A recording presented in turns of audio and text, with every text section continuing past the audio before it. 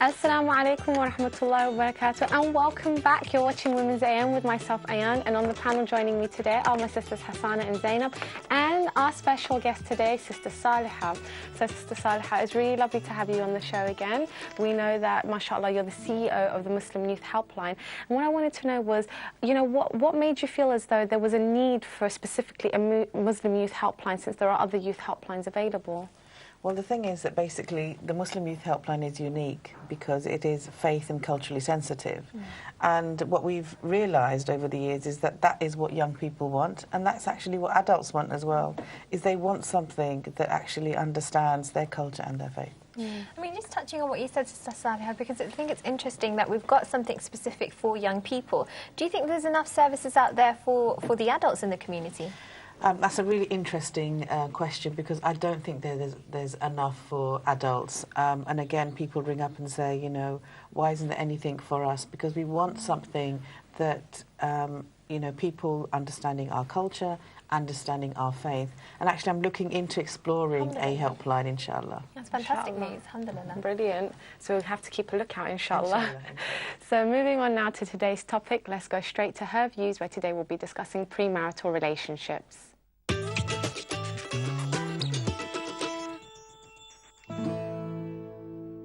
The number of teenage pregnancies was seen rising since the 1960s. It was seen as such a huge problem that different departments had to come together in order to tackle it. According to statistics, teenage pregnancies have dropped by 34% since 1998. So then why are we talking about it? In recent years, sex education was seen and is still seen as an integral part of helping young people make the right choices. But to what effect? Are we just enabling them to follow their desires with minimal accountability, or are we really helping address the issue of why young people are more sexually aware today than they ever have been? So, Sister Salih, I'll come to you first. I mean, is it just a case of, you know, physical attraction or young love that are causing young people to get pregnant, or are there reasons beyond that? I mean, that's, you know, part of the equation, basically. But we have to think about the sexualization of society, what's happening in regards to that. We also have to remember that sometimes these young pregnancies are related to children being abused. So we can't forget, you know, what is going on. So it's not a consequence of somebody becoming pregnant because of an abuse, but it could be that they're so unhappy at home, they go to find love somewhere else, and it turns into something physical. And as a consequence, they get pregnant. SubhanAllah. I mean, Hassan, I know that you've worked in, you know, with the youth. I mean, what's your take on this? I think Sister Saliha made a really good point there. There's lots of different factors that could lead to teenage pregnancy, and I think the statistics don't reflect necessarily the diversity or the reasons behind it. One of the things I want to touch on is the fact that teenage years can be broken down into two parts. You have the early teens, so we're looking at 12, 13, 14, and then you have the later teens, and there's very different reasons why teenagers get pregnant during those two time periods. So I don't think it's safe to lump it all together and kind of give one general view on this. In the early teenage years, it's most likely to be an unplanned kind of thing. However, as teenagers get a little bit older, so 18 and 19, statistics have actually demonstrated and research have shown that in some cases it is actually planned. So I think we have to be aware of the kind of nuances in this discussion. Just to put some figures out there, there's around 27 births out of every 1,000 which are from teenagers. One of the other things I wanted to look at, and it kind of relates to what Sister Saliha was saying, was this link between mental illness and actually teenage pregnancies. In a research that was carried out by the Pediatrics Journal, they actually found that young girls who had a mental illness, including depression or bipolar disorder, were 3 times more likely to be teenage parents compared to other teens. So, there's a lot of kind of research going into this, because I think we don't fully understand some of the reasons behind it, and often we kind of very quick to judge, and we do jump to conclusions that, they just weren't able to kind of control their desires or what have you. I think one of the misconceptions that some people might have is this idea, teenagers just get pregnant so that they can kind of get some sort of support or allowance or some sort of housing or things like that, and actually that's not necessarily necessarily the case. There was a research that was carried out by a young mother who actually, she became pregnant when she was a teenager herself, and she's an anonymous writer. She goes by the name of Primface, and she, did this kind of survey, and out of the 82 women that she spoke to, not one of them cited housing as a reason. So I think, this is a big misconception that people have.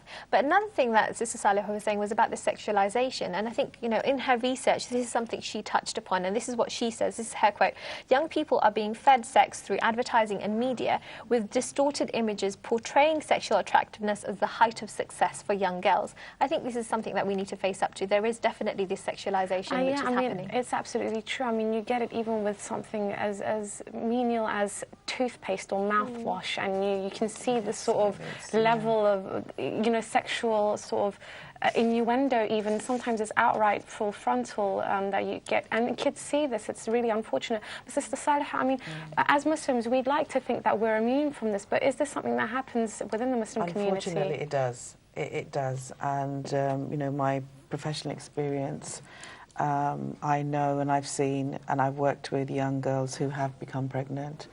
And there are different parts of London where, unfortunately, the pregnancy rate for young girls who are Muslim has been quite high. I do think there's been a lot of education and it's become less, but we say that there's 34% less, but it still means that it's well over 60% that still remains, and within that category we will have young people, young girls who are Muslims who are pregnant. I mean, Sister Zainab, I know that you want to discuss this as well. I mean, within the Muslim community, what are we seeing today? There's kind of my own personal take, which I'll get to, but there's very little in terms of statistics on this area. But there's one really interesting report by the Department of Health called "Culture, Identity, Religion and Sexual Behaviour Amongst Black and Minority Ethnic Teenagers in East London." And it's basically drawing some really interesting conclusions. First of all, teenagers who tend to come from a religious background tend not to engage in that less so than teenagers in general. I thought that was interesting. But also it depends on culture. So depending on particular cultures, there is a lot more, there are far more teenage pregnancies and things like that, and the abortions that occur. But there was another interesting point that was making that, especially amongst boys, if they were to attend a regular Islamic or any kind of religious meeting on a regular basis, it actually meant that they tended not to engage in this kind of behaviour. So I thought that was quite interesting. But generally, living in a Muslim community, a very big Muslim community, is very open now that youth do date. Muslim boys and girls do date each other, and once dating's in the mix, then one thing leads to another. But in terms of the actual pregnancies, it is seen as a taboo, and it is something that's very much kept under wraps. But what I see amongst the youth and the youth dawah and stuff that I've done in the past is, before it was very hidden. They would do things in a very kind of covert way. But now the kind of the shame of it or the embarrassment of it is not there. It's become normalised.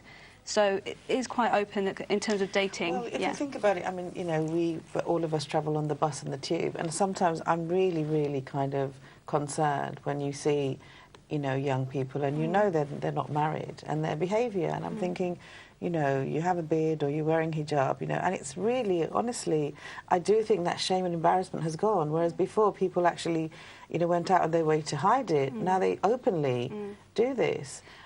And that's really concerning, I think, because that also is about the whole thing around your boundaries are lessening, that whole thing around, it's easier then to do that. And the consequence of this is sometimes pregnancy. But the sad thing also is that sometimes the girls that get pregnant aren't the ones who are necessarily, too sexualised or anything. They're the ones sometimes who are quite naive. If you're kind of very wise, you'll be, on contraceptives, etc. And the ones that aren't, who are kind of looking for something else, it's an accident sometimes. That's the sad thing. I mean, it's a really big issue, and but the statistics are saying that it has dropped by 34%. I mean, why do you think this is, Sister Saliha? I think there's been a lot of education around it, definitely. I do think there are, even though you've given that research, there have been some young people who did get pregnant to get a home, and it's far more difficult now to get housing if you are pregnant. I think also as I said, the whole issue around It's easier to get abortions. It's easier to get contraceptives that prevent you getting pregnant. So it's all kind of changed in that arena.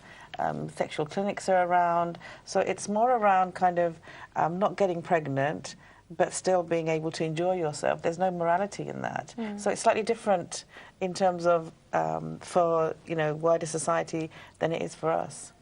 So basically, the statistics are basically saying, yes, it has dropped, but it's not necessarily because young people are less sexually active. Yes, I think they're just more knowledgeable of how not to get pregnant now, but they're still actually sexually active. Sister Hassan, let me come to you. I mean, do you think that the society is to blame for young people being so sexually active or even so sexualised today than they have been? I think that's a very difficult question, and I think, you know, one thing we do need to make clear is there is an increase in the amount of sexualisation which is happening.